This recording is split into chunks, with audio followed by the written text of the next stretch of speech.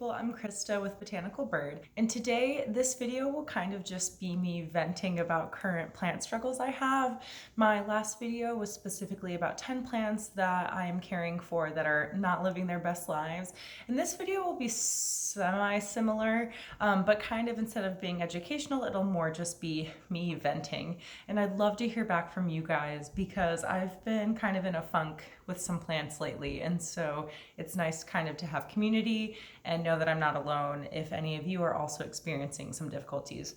So my boyfriend and I went on vacation over the holiday weekend just for a few days, and when I came back I was disappointed to see the number of plants that seemed to be dying of thirst, or that the pest issue had continued or seemed to even get worse. And I think part of that's because I usually do the bulk of my plant care over the weekend, and so even though I was only gone for a couple of days, some of my thirstier plants, like some peace lilies, were completely wilted, and they perked right back up after I watered them a bunch, so that was okay. But just in general, it was kind of saddening to come back and see me being gone just for a few days, the significant impact it can have. And with the global pandemic going on right now, I had some trips canceled, but I was supposed to be going internationally for a few weeks, and so it's kind of just saddening to consider. Even though I love plants so much and I have so many plants, it can be a big challenge to leave and travel, which is another one of my passions. So that's something I think I'm gonna have to work on as my plant journey continues, because I'm sure I can get a plant sitter or something like that, but it's just hard when I'm not there because every plant is so near and dear to me. I would hate for anything bad to happen, but at the end of the day, plants are just plants, as Becca de la Plante says, which I really appreciate.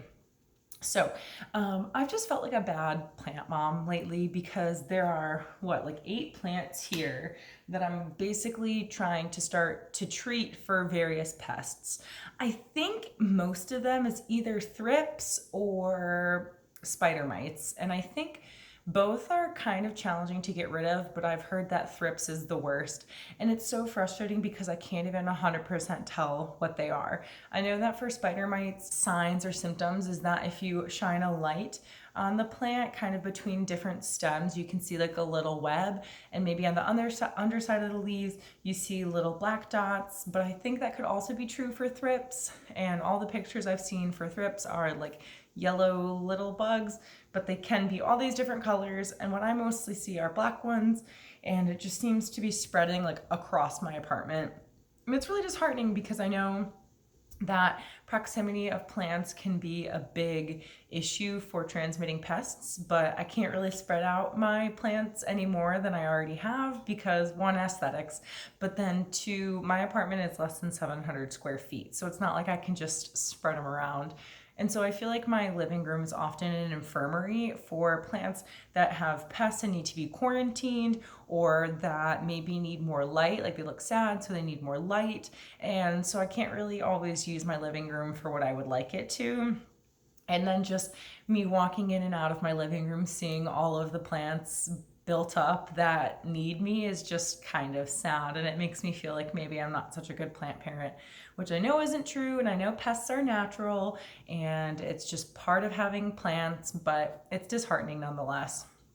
And I think that I must have had pests before I actually noticed it, because I think it's kind of impossible not to when you have a lot of plants, because they can come in from outside. If you bring a new plant in and it has pests, it can go to other plants.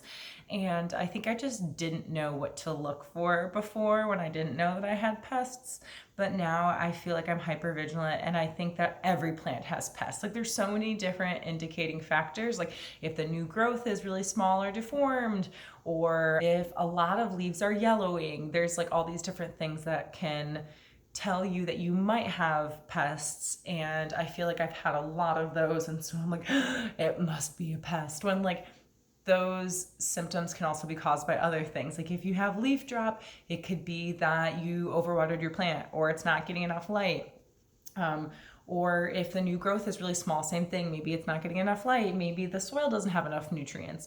And so a lot of times I feel that plant care can be a process of elimination, and all is great when your plants are happy, but when you have unhappy plants, it can really be upsetting. And I think another thing is I just have so many that the work ends up piling up. I made a video for a typical week in the life of my plants, but like that needs to change because I need to start doing more pest prevention. I think if I would do better pest prevention, I wouldn't have 8 sad plants in front of me right now. It's just another thing to do. And right now I'm on summer because I was working in the public schools as a speech language pathologist, and soon I'm switching settings, and so I won't have the summer off anymore. And so I'm just nervous thinking about how in the world will I schedule all of this in when I have to work even more. So that's going to be a thing to figure out as I go. But I'll kind of bring up a couple of plants and say what pests I think are present, or at least what's happening with the plant.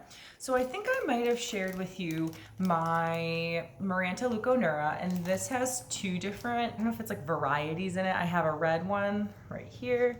This is red, and then the lime green, which I think is right next to it. And I tried to mix them up, but basically this had that mystery pest, either thrips or spider mites. I used to think it was spider mites, but now I'm wondering if it's thrips. And basically how I knew is a lot of the leaves were yellowing and browning at the tips. You can see that I've cut off a lot, or I've cut around a lot of leaves because I was trying to cut off all the sad bits. But basically I thought it was spider mites originally, and so I have neem oil, so I started to treat it with neem oil. But then I was watching another plant tuber, Becca de la Plants, I mention her a lot, and I was watching her video on pests, and she recommended a lot of people use rubbing alcohol, water, and soap mixed up and spray that on the leaves. But I was dipping paper towel in that mixture and rubbing it on the leaves, and I don't know if it made the yellowing worse because there was too much rubbing alcohol, or if the pests were just getting more to the plant, but it seemed to make it worse. Like there were progressively more yellow leaves. And so it was hard to tell what was wrong. And so I was consistently cutting off lots and lots of growth. And this used to be 2 plants. One, the lime green one, was maybe about the size, but like it was vining more. And the other one might have been 2 or 3 times this size, and it was vining like crazy. And I even it's so sad, I even posted a picture of the red Maranta on Instagram saying like how great she looked, and now this is her. And I kind of like it because she's more compact, but it's just so sad because even now, like I still think she needs treatment. And so I basically cut her all down, and I was water propagating her, but I think maybe I had her too far from the window, and so she just like wasn't growing any roots, and some stems were rotting. And so I was really frustrated, and I got rid of all of the dead growth again, and then I put it in this humidity bag, as I've talked about, with a pot with wet sphagnum moss, and I dipped all of the stems in rooting hormone. And so this seems to be a really effective method. And so this is kind of like my last ditch effort. And if this plant dies, I will be very sad, but plants are replaceable, and I'm going to be moving this summer. It'll make the move easier if I have less plants. But I'm trying to hang in there because I really do like a lot of these plants are some of my favorites. And so it's just sad to see them go. So this is an unknown thrip or spider mite. I kind of feel like it doesn't necessarily matter that I know which. I know it is important to know the life cycle of the pest that you are treating, so you know the schedule with which to treat it. But when I try to look up that information, it's just so confusing. Like, I was trying to read up on thrips, and it was saying like, well, adults can live 15 days or something, and then between 3 and 4 weeks they can lay eggs, and then they can be dormant in the winter, and all these things. And I'm just like, great, tell me when I need to spray this plant. And so Becca de la Plants was saying for most pests, she does a schedule of 3 consecutive days of treatment, 5 days off, 3 consecutive days of treatment, 5 days off, until there are no signs of pests anymore. And so I've gone back to using neem oil because it's organic and it should be safe for people and plants. And so I'm hoping that that will work. Sometimes I wonder if using the neem oil like for consecutive days is doing more harm, maybe not more harm than good, but also damaging the plant. For example, I got this plant. This is a Peperomia Hope, and it was from a Facebook seller, and I specifically asked the seller if there were any pests, just because, I mean, not that I think someone would necessarily tell me like, yeah, I want to sell you this plant, but it does have pests. I would like to think most people in the plant community are pretty honest, but I figured I would just ask, and they were like, no. And sure enough, I bring it home. I'm bad at checking for pests before I buy a plant. I bring it home, and sure enough, it has those black dots. And this one I thought was spider mites, and so I'm just like, I'm so over pests. So I immediately put it in the bathtub.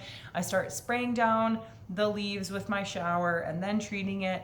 And I don't know, like for example, this leaf, it's lighter green around the edges, I don't know if you can tell, than the rest of the leaf. And like leaves like this little one are yellowing. Gosh, I don't know if any of this is showing up well, but just trust me, it's yellowing slightly. And actually this one has yellow dots. Can you see that? There you go.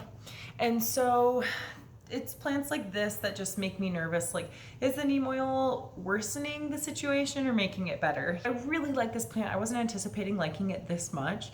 And so you kind of learn when you get pests of which plants you really care about and which you don't. Like, it's a process to treat a plant, especially because neem oil, how it works is it suffocates the plants, and you have to, but it has to contact the pest. And so if you're spraying and you miss a spot and some of the pests are there, it's not going to kill them and they can keep reproducing. We'll see. This is just kind of like a depressing video about how bummed I am about some plants.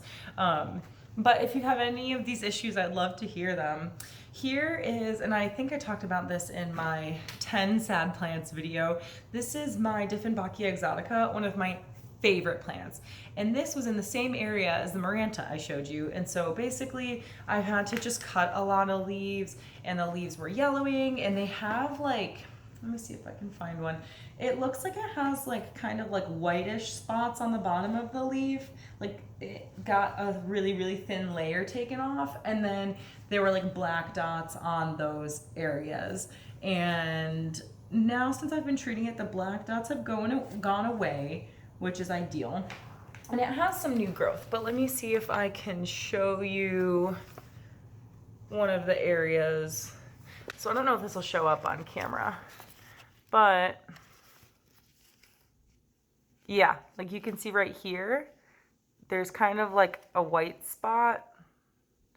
Yeah, like right by this finger. There's like a white spot. And so that's what it looked under the leaves. And the leaves themselves were turning yellow, and the tips browning? Maybe, but I could just tell it was an unhappy plant. So it's good that there's new growth, but usually pests gravitate towards new growth. So I've been keeping an eye on that, because oftentimes you'll see them there. And most pests like to congregate where the leaf meets the petiole. And so like here's the leaf, and the petiole is the stem that connects the leaf to the actual stem of the plant. So a lot of plants like to be like right here in the crux of the leaf in the petiole, or just on the underside of the leaf. And so I've been flipping up leaves like crazy. Let's see. Next, this was one of my first plants, I think, that got pests in this current apartment. Like I said, it's that confusing thrips, spider mites, I don't know. And I showed this in a recent video. Maybe it was my 10 sad plants video, I'm not sure. I talked about maybe hacking it back so that I could propagate it so it wouldn't just, the long stem wouldn't just be so bare because I've ripped off so many dead leaves. And so that's what I'm doing here. I've got it in its humidity bag with moist sphagnum, and I'm pretty sure roots will start growing. So I'm hoping that helps. I stopped treating this plant because it seemed to be okay. Maybe this is a better one to show you as an example. Here's an example of like a new leaf that was kind of damaged. Like it's a little baby leaf, but it already has like brown spots. And so that can be an indicator that pests are present. Okay. Next, and I just discovered this problem like 2 or 3 days ago. This was such a happy plant. Well, relatively happy. The new growth was pretty small, so I was slightly concerned, but I thought that was just because it was farther away from the window. But this is my Monstera Adansonii, and it is on a burlap stake that I made it. And I guess it looks pretty good on camera. Maybe I should be okay with this. But today I took off like 9 leaves that were yellowing. They were looking kind of like, let me see if I can lift this up, Some of these are starting to yellow, but I haven't taken them off until they get worse. Man, they really don't look that yellow on camera, but they're pretty, I can tell they're yellowing. I'm also kind of OCD with that sort of thing. But so today I took off 9 significantly yellowing leaves, and then yesterday I took off a bunch too, but it seems to be mostly the older, bigger growth. And some leaf loss is typical when you have a plant, and usually it should be the older, more mature growth to go, but it shouldn't be 9 leaves in one day. And so I just don't even know what's wrong with this, and it's such a pain in the booty to treat this because look at all of the leaves everywhere. Like, I have to spray the leaves, the stems, just like everything. And what's the likelihood that I'm gonna get it all? Like, none. And every moment that I have this near my other plants, I am putting them at risk of getting the same pest. And I don't even know for sure that it's a pest. Something is wrong for sure because there shouldn't be that many yellowing leaves, but I could be wrong. I wish plants could just talk and tell us what's wrong. So I'm pretty frustrated. There's like a lot of bare, you can't see. There's a lot of bare stems exposed. Please excuse my novice yarn job here to connect the stems to the pole. Generally, there's leaves there, so you can't really see it. As a note, just simply propagating the plant is not going to get rid of the pest. I was actually thinking yesterday when I was potting up this Maranta, I'm asking the plant to do a lot because it's already stressful for a plant to cut it up because you're like basically killing it. And its survival method is to put out new roots. So that's kind of stressful for a plant. That's asking them to do a lot, to use a lot of energy, but then also while they're stressed out from having a pest, I don't know how well that will go. And so I'm kind of wondering, I'm hoping this will work, but it's kind of an experiment and it's a last ditch effort because I was gonna lose the plant anyway because it was being overrun with pests. But simply propagating is not gonna get rid of a pest. But I think if you get the plant healthy and then you propagate it, then all is well. This is one of the plants today that just made me so sad. Like, I hope I can fix it, but I don't know. And I'd rather not. Like, my previous thought before I learned how to start treating pests, I'm not that great at it yet, was like, oh, like I'll just throw away the plant. That's so gross. I don't want it to have bugs. But then it's just wasted money. Like, if I was to add up how much I spent on all of these plants, it would probably be a lot. And so I don't want to just throw away every plant that gets a pest, and probably because there's going to be a lot of plants in my journey of plant parenthood that are going to have pests, so I can't really afford to throw them away. All right, next is this Philodendron lemon lime, I think, and this one, God, the leaves are they're kind of sticky. Like, there's not like a film on them or anything, but it just feels as if like they haven't hardened off quite yet. And it was a little bit concerning because I saw a lot of like little black dots on the leaves, but the hard thing of having plants in soil is I don't know if that's just bits of soil that have gotten stuck to the leaves or if it's a pest. It's not until yesterday when I saw that all the growth is really small that I didn't start to be too concerned. But all of the new growth, first of all, it wasn't really growing a lot, but then all the new growth is really small. This could be an example of small growth as an indicator that a pest is present. Like I said, I don't even know if this plant has a pest. I think part of me is just paranoid, and so I would rather overtreat than undertreat a plant. I saw this yesterday. I'm so sad about this. This is my Gideon nummularia, aka string of nickels, and it has mealybugs. And I talked about this a little bit on my Instagram story on Monday. And it's my own fault.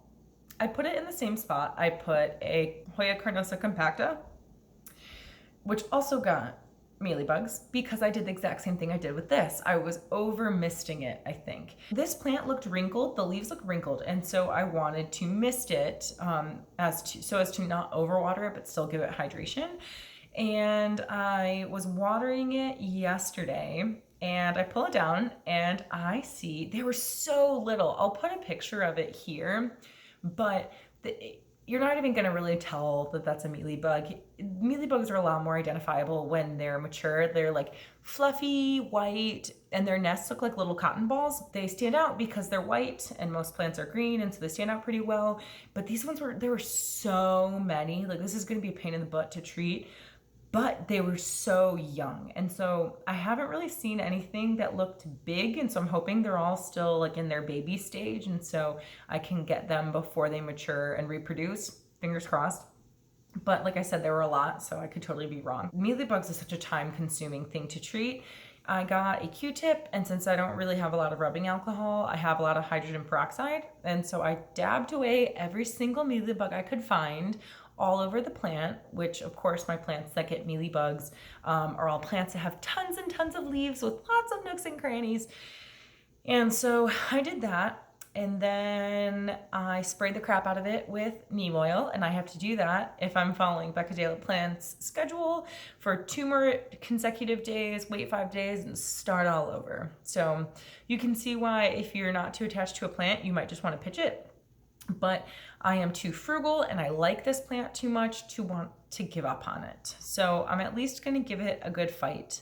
And then if I end up having to get rid of it, well, hopefully I will have learned my lesson about not over misting plants. All right, the last plant I want to show you is my Monstera deliciosa. I have a Thai constellation and I'm trying to keep the thing misted because I don't want this pest. And I know that pretty much mealybugs, I think, are the only houseplant pests that like humidity. And so if you keep most of your plants in a very humid environment, it should decrease the chances of most pests, except for mealybugs. But I think I've heard that mealybugs are one of the more easy pests to treat. I want to make this a moss pole, but I want to wait until it's healthy because I don't want to stress out the plant any more than it already is. But basically, when I got this plant, it had these juvenile leaves, this leaf, and maybe a couple of mature leaves with the fenestrations. And actually, this is a great plant to show you things that are wrong. You can see there are tears here, and it looks like something has just bitten its way through. So that's what some of the outsides of the plant look like, or the leaves. Here's another example where it just looks like something has simply taken bites, which maybe makes me think of aphids, but I haven't seen, I think aphids have to be green, I think. But the undersides are a great example of things I see. So there's a lot of browning, which is definitely not typical. And so that's bad. Here's another example. And then here is a backside of the newest leaf. See how it's all green? There's nothing really wrong with it except for, right, oh, I'm pointing to it on the other side of my camera, except for right here. And so I made sure to get on treating this leaf also as soon as possible. And you can see there's like some discoloration, which can also say like, hey, there was some issues when this leaf was forming. And so I actually had cut off the leaf, where was it? It was coming out of here.